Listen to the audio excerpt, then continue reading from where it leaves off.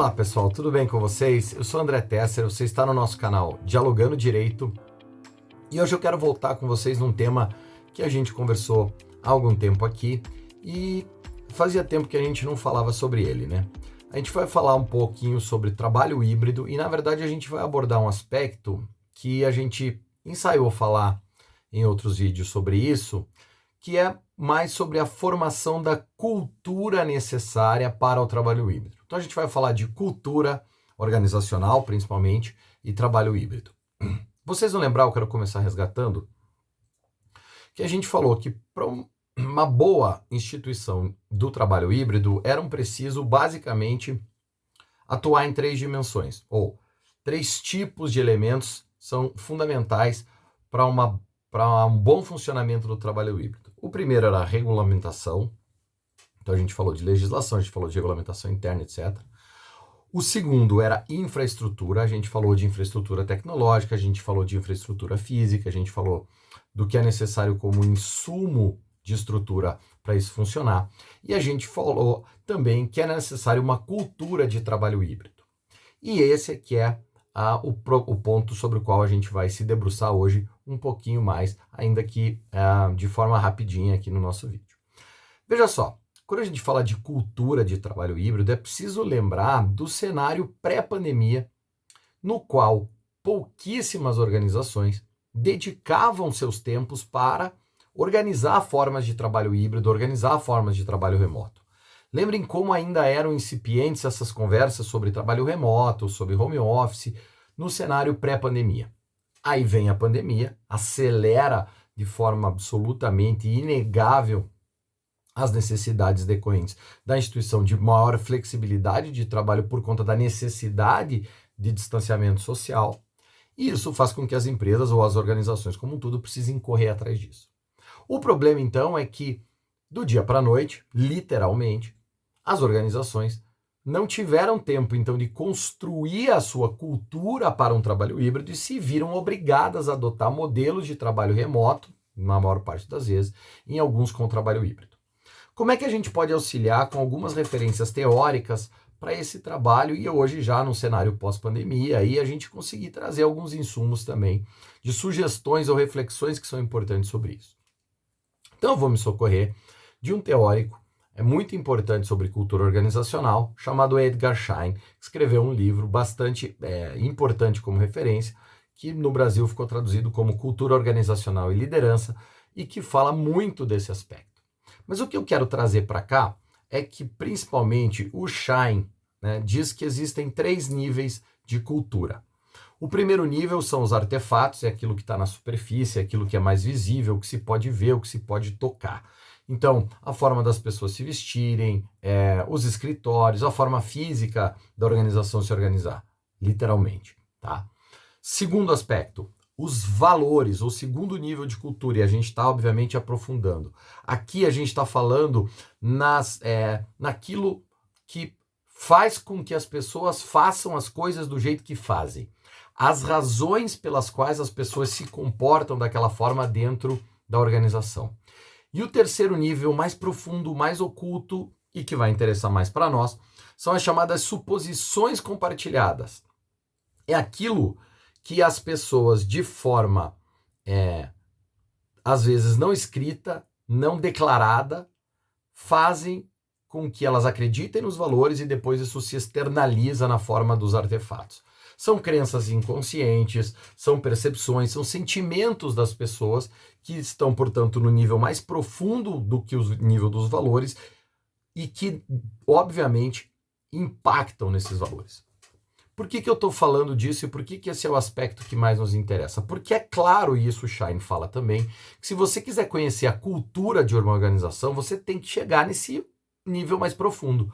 Você tem que entender quais são as suposições compartilhadas dessa organização para você entender como é que a cultura dela funciona. Ele dá no livro dele diversos exemplos sobre isso e isso é bem legal, bem importante, por isso eu fiz questão de trazer essa referência para vocês.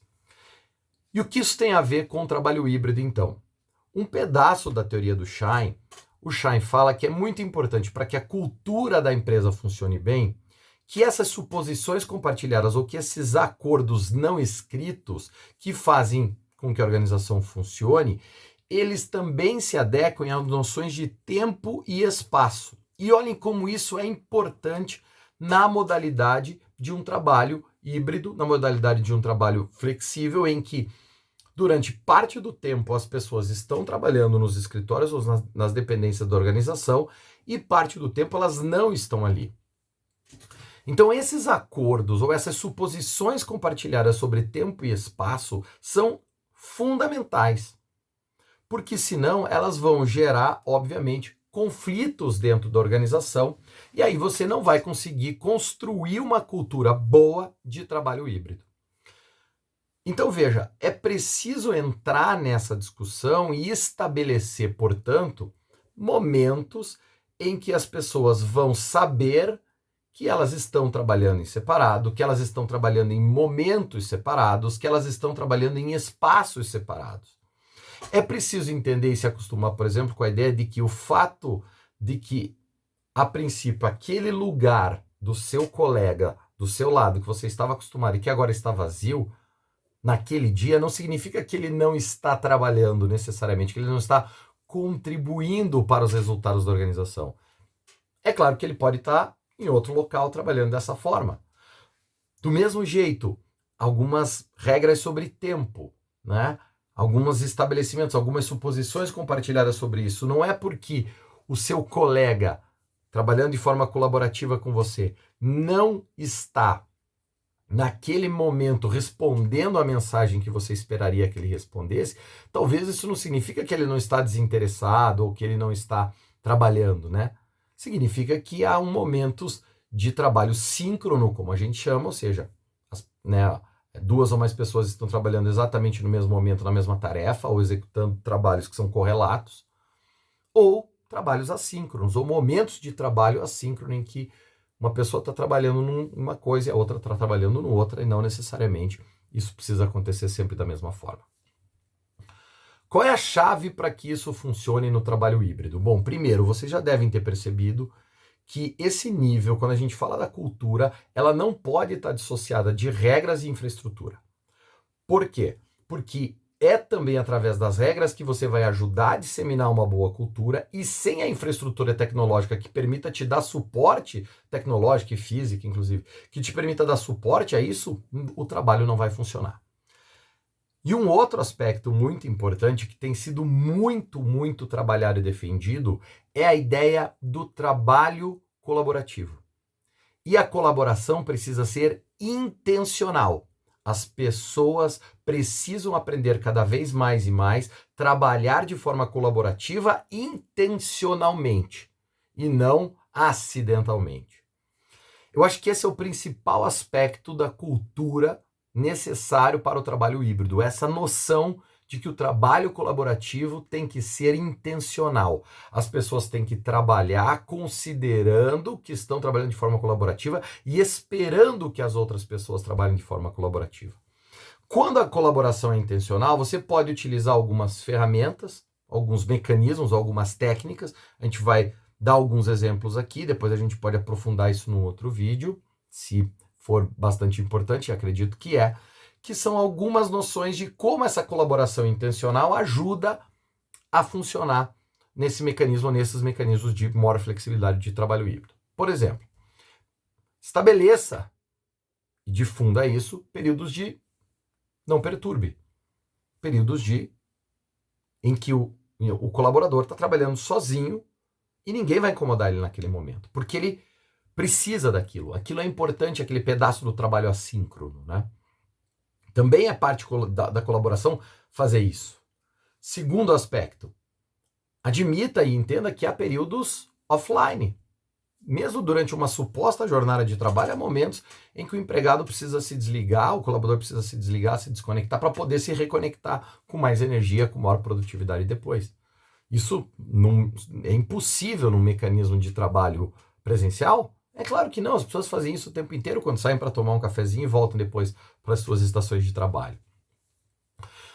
Sobre participações em reunião, por exemplo, limitar as participações, né, para que as pessoas possam colaborar de forma intencional, limitar no sentido de só permita 2 frases, por exemplo, sobre uma determinada circunstância, ou trabalhe sempre com sentenças curtas para essas discussões, permitir participação de pessoas por chat em reunião, né? Às vezes as pessoas não têm o mesmo mecanismo de funcionamento de participação, isso é preciso entender.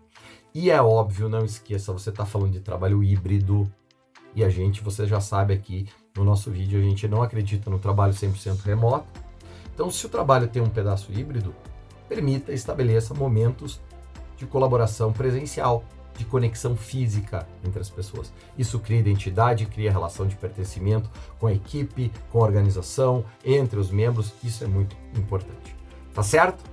Hoje eu queria trazer essas reflexões para vocês. A gente vai trabalhar um pouquinho mais com os aspectos da cultura, espero que tenha sido legal.